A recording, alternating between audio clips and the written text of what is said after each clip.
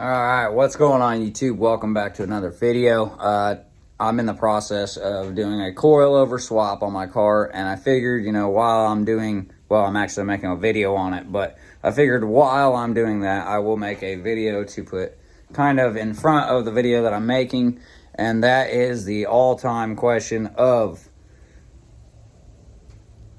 guys that are getting into lowering their cars and they can't afford coilovers.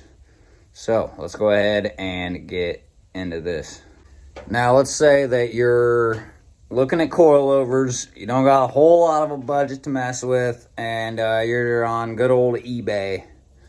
The coilovers we're going to be talking about today are for a NA Miata, so the early body style Miata. You'll be scrolling through eBay and you'll see all these coilover setups for sub $400, $500, whatever, and you're like, wow, that's freaking cheap. Well, I'll show you right here, besides ride quality, why not to do it, because I'm gonna be honest, they're complete death traps. And the only reason I have a set that I purchased was because I bought them off of a guy for 150 bucks, and the coilovers that were stock on my Miata were all broke, and the car kept sitting at weird angles on all four corners while I was cutting it up and all that. And I kind of just bought them. I was going to drive on them a little bit, but I'd always intended on buying another set of coilovers. So it was more or less just a purchase I made to just kind of see what the car looked like on wheels, lowered just a pinch. Mind you, these max peating rods, coilovers, did not lower my car, my Miata, if you're doing it on a Miata. It did not lower my car, but maybe an inch lower than stock. So if you're already, that should already tell you right there, if you're looking into these for your Miata, you're not going to get much lower than stock. So let's go ahead and jump into this. So a couple of things that I want to point out here. Don't mind my garage. It's a mess, dude. It's always a mess. It's not much of a garage anyway. It's more of a shanty. But these things right here are the Evays. These here are some case forts. They're $7,000. They're pretty decent quality. They're actually, I would say, and from what I've seen, right about the same quality as a set of teens or tines, whatever you want to call them. I call them teens.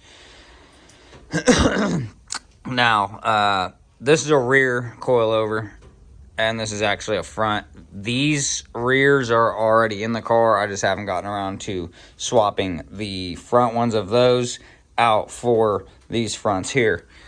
But right off the bat, okay, you'll notice the huge difference in bushings. That is way heavier duty than this. I mean, these are even squishy to the touch with my thumbnail. This right here feels like I'm literally trying to stick my finger in it feels like I'm trying to stick my fingernail into a skid loader track. It's just very hard rubber, very nice quality. Yeah, right off the bat, there's a difference. And I will show you something here. These coilovers are older than these. These are about probably 6-7 years old. These are about 2 years old.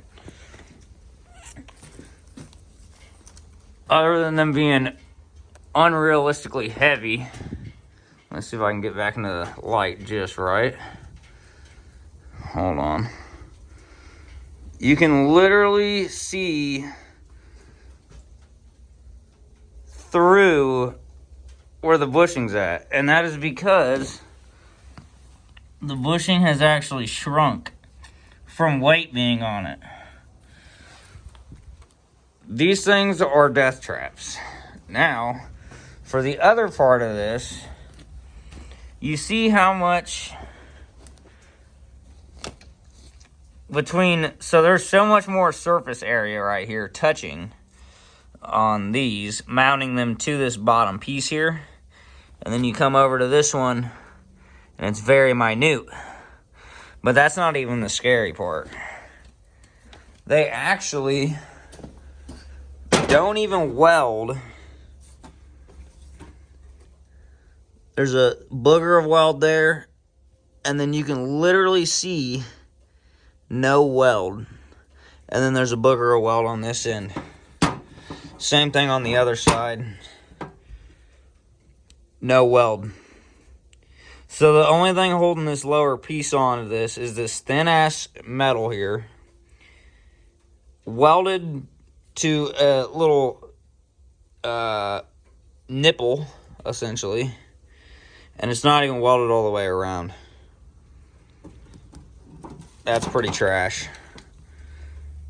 This guy here, however, is literally a part of this collar. And the bushing is way better quality.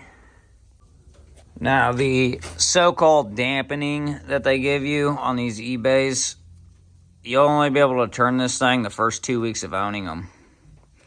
And then they'll seize up.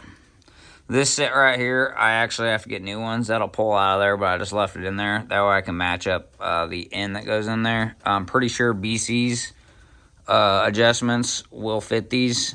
I'm not 100% sure on that, but I just left that up in there. It does come out if you pull on it just right. I don't want to lose it though. These things claim that they have adjustability on that. They don't. They're extremely bouncy.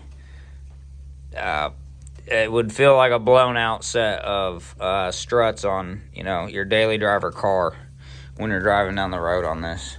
Other than it being extremely stiff, when you would hit bumps, the thing would bounce like 3 times.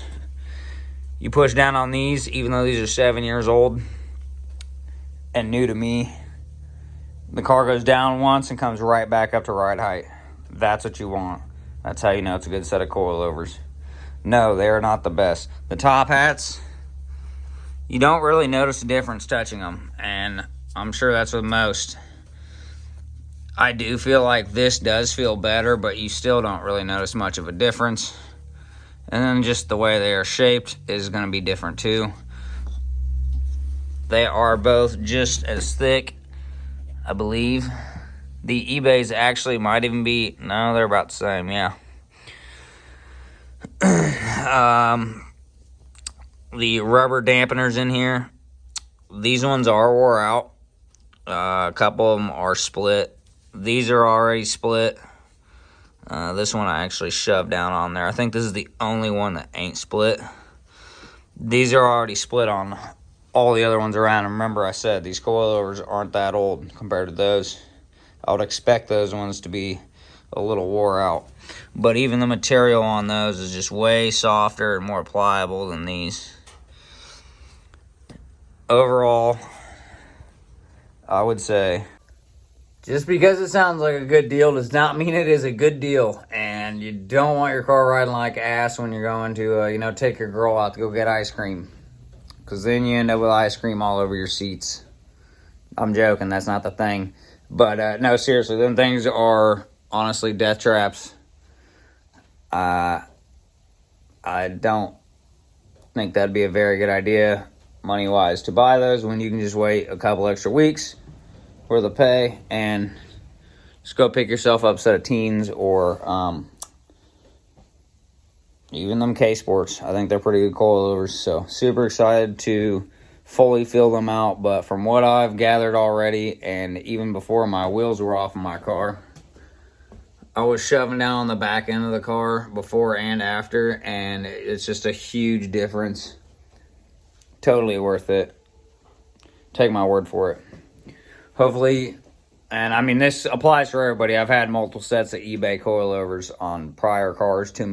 I've never had a somewhat nice set of coilovers, so take it from me. I've had Civics on eBays. I've had Plymouth Laser RS Turbo, like decent sized turbo build. They're all the RSs are turbo, but and this on eBay coilovers, and it's not the move, seriously. So hopefully you guys enjoyed this. I know it's not super in depth. I don't know a whole lot about coilovers, but it doesn't take a fucking scientist to tell which one's nicer. So, hope you enjoyed. If you did, drop down below. Maybe hit me with a subscribe or something. That'd be cool. And, yeah, I'll catch you in the next video. Thank you.